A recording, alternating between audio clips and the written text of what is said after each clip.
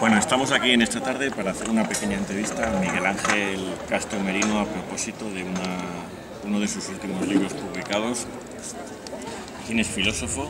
Todos somos filósofos, el papel del filosofar en España, publicado por Ediciones Altera, Grupo Editorial Lacre, el año pasado, en 2017.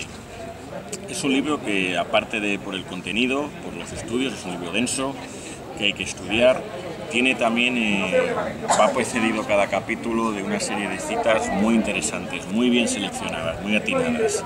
Casi se podrían usar esas citas como una especie de prontuario devocionario, ¿no? Omitiendo incluso la lectura del cuerpo del texto o alternándolo, ¿no? El libro permite leerse de diversas maneras. Me gustaría comenzar con una de las citas, una de las primeras que aparece, para a partir de ella plantearle la primera pregunta. Dice así, cita: "No soy filósofo". Montaigne, Ensayos 3, 9, 14. Bueno, Miguel Ángel, ¿quién es filósofo? Bueno, vamos a ver. Primero, Montaigne ahí se le fue un poco la pinza, ¿no? Porque decir que no es filósofo cuando todo lo que escribe en los ensayos es filosofía, ya nos llama un poco a sospechar de que haya querido decir, como escurrir el bulto, decir yo no soy filósofo, pero os meto ahí filosofía, ¿no? Contestando a tu pregunta, ¿quién es filósofo, no? Bien, este libro está escrito creo que se editó el año pasado, en el 2017, en breve estaremos ya en el 2019, pero bueno, es casi muy fresco, ¿no? Hay que matizar mucho el soy filósofo o el somos filósofos todos, que Gustavo Bueno y todos muchas veces decimos que somos filósofos, ¿no? Yo creo que arriesgarnos en ese predicado a decir somos filósofos es un error. Aunque aquí pone que todos somos filósofos, yo creo que es una posición que hay que, incluso dentro de la filosofía misma, criticar. Porque yo lo que quería decir es que o todos éramos filósofos, que sí lo creo, o ninguno lo es. Ahora bien, ese predicado soy es muy problemático en español, en griego y en todas las lenguas. De alguna manera quiero decir, y es lo que aquí se dice, que se dice muy claro, que todos tenemos una filosofía, mala, buena o regular. Y es lo que se quiere decir. Las hay muy malas, pero hay que partir de que incluso para leer a Tomás de Aquino hay que partir de una cierta filosofía. Y luego también pues la frase de Aristóteles en el Protépticos, en el cual dice al rey Temisón que incluso el que dice que no tiene una filosofía lo está diciendo desde una filosofía, ¿no? Aparte de Karl Jaspers, que es imposible escapar de la filosofía, que es una cita que cogí de Marino Pérez, me parece que es una impostura ir de filosofía y también una impostura decir que no somos filósofos. Es una cosa paradójica, porque no tiene ningún misterio. Esto lo he dicho también en una teselina ahí en Vega Cervera. No hay ningún misterio en ser filósofo, porque es como ser carpintero. El que ponga que ser filósofo es sabio es un problema suyo. Los estoicos en estado no se consideraban así sabios, se consideraban filósofos, porque nadie tiene la suma verdadera, la verdad suma. Entonces, claro, es muy arriesgado. Ese verbo ser es verdad, pero es como decir no soy carnicero, no soy pescadero, porque un pescadero no es pescadero. Es pescadero cuando está trabajando y ni siquiera se dedica, es decir, opera con las manos. Yo lo que he hecho en estas 400 páginas, no sé si soy filósofo, pero desde luego me ha llevado mucho tiempo para decir que, bueno, me he dedicado a la filosofía. Entonces, sentado esa primera idea de tu crítica a la idea de que todos somos filósofos, aunque todos tenemos una filosofía, parece obligado pues preguntarte, plantearte la propia pregunta que se hace en el capítulo 7. Bueno, si todos tenemos una filosofía, ¿cuáles son los temas que debe tratar esa filosofía pues en las clases, en los cafés filosóficos, en las universidades, en las reuniones, en la asamblea, etcétera? O sea, en la plaza pública, donde estamos precisamente hoy.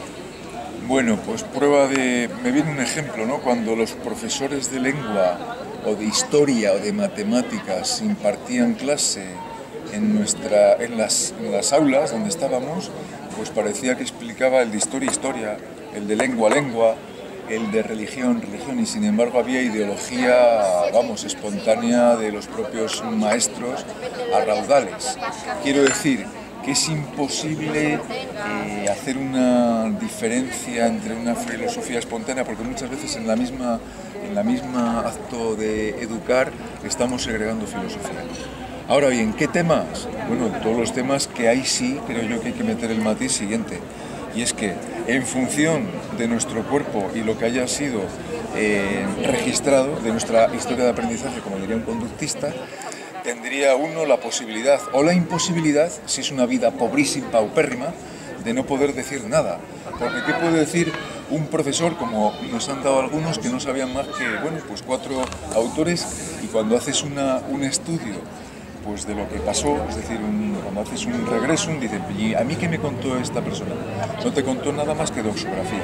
Los temas en la filosofía son tan amplios que hoy en día son tocados por los periodistas y por los medios de comunicación, pero están ahí.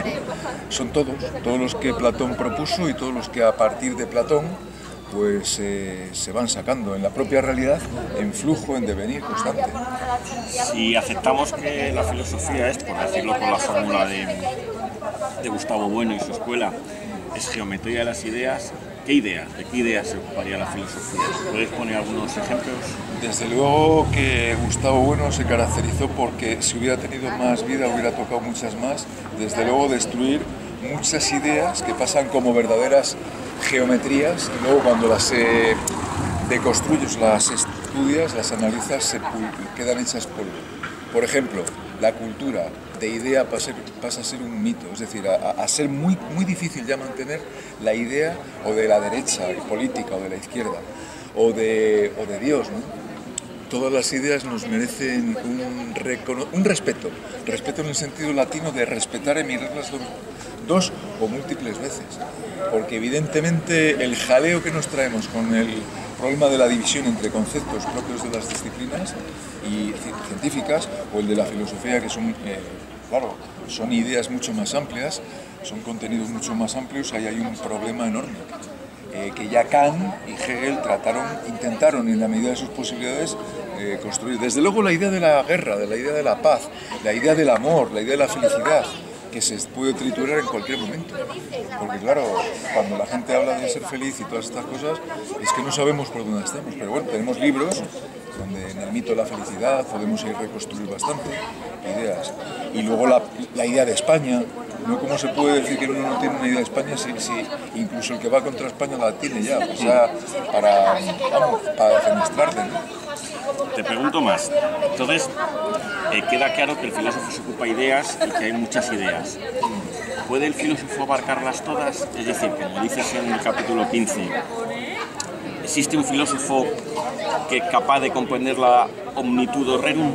Con todos mis respetos y dando honor a la magnitud de nuestro maestro, Platón, Gustavo Bueno, Aristóteles, ni la madre que nos va a parir al siguiente filósofo puede tocar por la misma complejidad de la realidad, la omnitudo rerum. Es simplemente una lucubración mental, igual cuando alguien se cree que conoce el infinito o que puede tocar con los dedos pues casi la realidad, ¿no? La realidad entera, un absurdo total, que se barrena desde el momento que vemos que nuestro mundo es el proceso muy lento de muchísimas distribuciones de población a través de las ciencias, las tecnologías, y vamos viendo un poco, tanteando de la manera más a veces torpe, como podría decir también Kant, ¿no? Muy bien, pero no, para nada, la omnitudo rerum, es decir, la totalidad de las cosas queda totalmente defenestrada. Hegel ahí se pasa totalmente, porque no hay ningún pueblo como el prusiano que pueda llegar al estado ideal, el espíritu absoluto,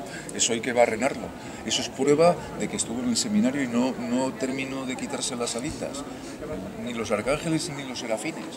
Ahora, desde luego que para creérselo, ahí hay que distinguir el sentimiento, claro, amigo de Hegel y de Schelling, el sentimiento, lo que nosotros sentimos, ¿no? Me siento todo, ¿no? Pero eso es un misticismo totalmente barrenable y despreciable a mi edad, vamos. Eso ya no lo podemos tolerar. Y después de haber leído tu obra y la de tantos maestros más jóvenes que yo. Te has distinguido en la actividad pública, tanto en tu actividad docente, como también en la plaza pública, en tus intervenciones en actos públicos, pero también en la prensa, etcétera, por defender el papel de la filosofía en la educación secundaria y en el bachillerato. ¿Por qué? Es imposible decir por qué no, ¿no? Mejor, esa es la pregunta. Es que ¿cómo no vas a combatir la cantidad de mitos en los que estamos totalmente disueltos? Y uno de mis maestros también fue Albert Ellis, un psicólogo americano que se dedicaba a destruir las ideas irracionales que la gente tiene, bueno, tenemos, pero por doquier, pues es imposible que cuando uno ve la tele, cuando uno ve los deportes, bueno, todo esto que compuso Gustavo Bueno, la filosofía del deporte, ¿no? Cómo establecer como la verdadera realidad o el verdadero valor, es fruto de dejar pasar las cosas. Creo que hay que intentar frenar desde todas las aulas o plazas públicas y ponerse, como hacía Unamuno, ponerse allí, como decía Ortega, que llevara allí con el estandarte y decían, ahí está ya el que sienta cátedra. Yo no soy nadie para sentar cátedra. Ahora bien, tampoco soy alguien, ¿eh? O sea, no soy nadie, pero soy alguien. Este falta de compromiso que ves en muchos profesores de filosofía u otras materias de, bueno, pues estamos aquí pasando el tiempo, yo creo que hay que caracterizarse o ser un sujeto cero. Y claro, cuando te han empujado las circunstancias desde tu misma infancia, ¿no? De los valores y de que hay que poner en solfa, en conocimiento a las autoridades. Es decir, que aquí hay que meter la firmeza de Spinoza, como siempre, y la generosidad, por supuesto, pero la firmeza. Un hombre sin firmeza, una persona sin valores que está estudiando, que está explicando a los alumnos filosofía y ve que su acción no es para nada, esa pobre gente que dice, no, es que yo solo soy profesor, es indignante cuando ves a un Bertín Osborne que no tiene ni idea, comparado con muchos de nuestro gremio, y hay que venderse mejor, pero venderse para frenar la ideología basura, por todo, por doquier, ¿no? Hay que luchar. Uno de los riesgos que tiene la filosofía y de los que aquí alertas en el capítulo 19 es la tentación del psicologismo en filosofía. ¿Puedes hablarnos un poco de pues eso? Esa tentación del psicologismo, puedo hablar a cintra, desde dentro. Si es que hubiera un dentro, claro que no existe un dentro, no hay ni dentro. Eso, ni pública, ni concertada, ni leche, eso hay que barrenarlo todo. Pero lo puedo decir desde mi biografía. Yo cuando me metí en filosofía creía que, bueno, que era educar simplemente en una aulina, en una jaula más bien, como diría pues Iván Illich, en un aula, y domesticar allí o dar mis ideas, ¿no? Y eso no es la filosofía. La filosofía seria es presentar contradicciones, presentar la dificultad de la realidad, presentar la dificultad de la política, de la ética, de que no hay una ética, no hay una política. Y esto, claro, los chavales, pues no, como solo oyen pues hablar a 4 papanatas por ahí, dicen, no, es que es la izquierda, y no saben nada. Como los demás no sabemos nada, pero intentamos aprender, que entonces hay que barrenar ese psicologismo, es decir, el subjetivismo de vivir. Yo que soy funcionario público en España, que aprobé la oposición en Extremadura, ¿cómo puedo consentir yo decir que yo soy algo privado? Eso hasta el mismo Ortega dice que la educación tiene que ser pública y laica. En ese sentido, barrenamos todo subjetivismo, toda particularidad de yo, mi persona.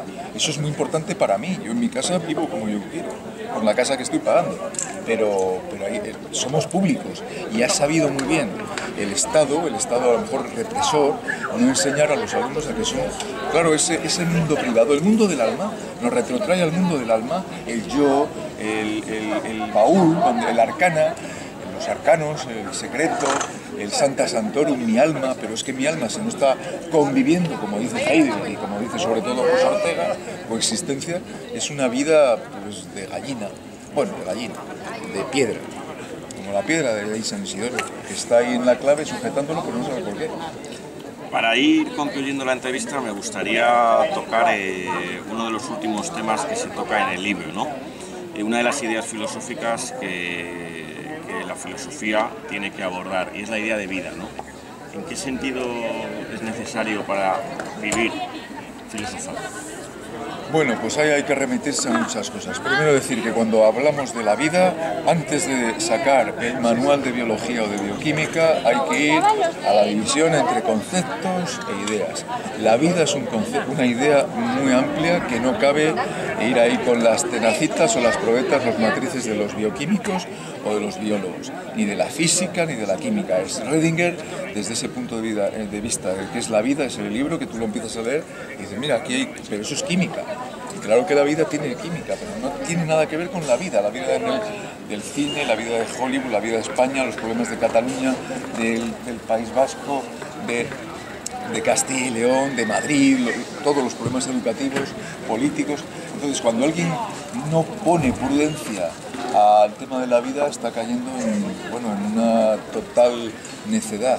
Y de ahí que, Santiago Ramírez, como hemos comentado, se burlara de Ortega, porque decía que la vida no era para vivirla en este mundo terreno, telúrico, sino que nosotros estábamos motivados para la vida posterior, es decir, para las postremerías, para la vida, la beatitud de Santiago Ramírez y de Santo Tomás.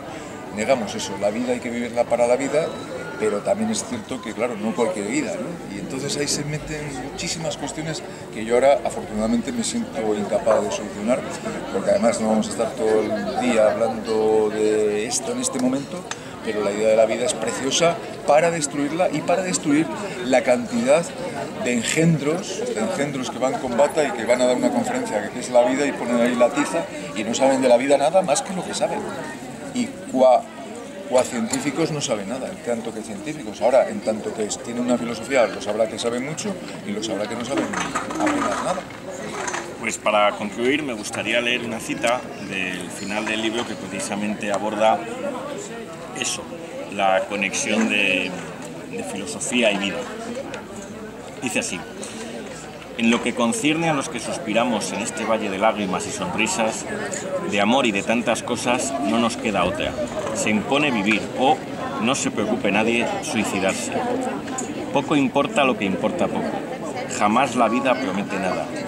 Son nuestras erróneas filosofías las que se han subido a la montura, pero no se vive una vida digna si nuestra filosofía es deficiente. Cojamos la mejor. Pero, ¿qué es digno? ¿Qué se entiende por la mejor? ¿Filosofar? ¿Cómo? ¿Acaso nuestra tesis no ha intentado probar que es ella, la filosofía, la que nos coge a nosotros?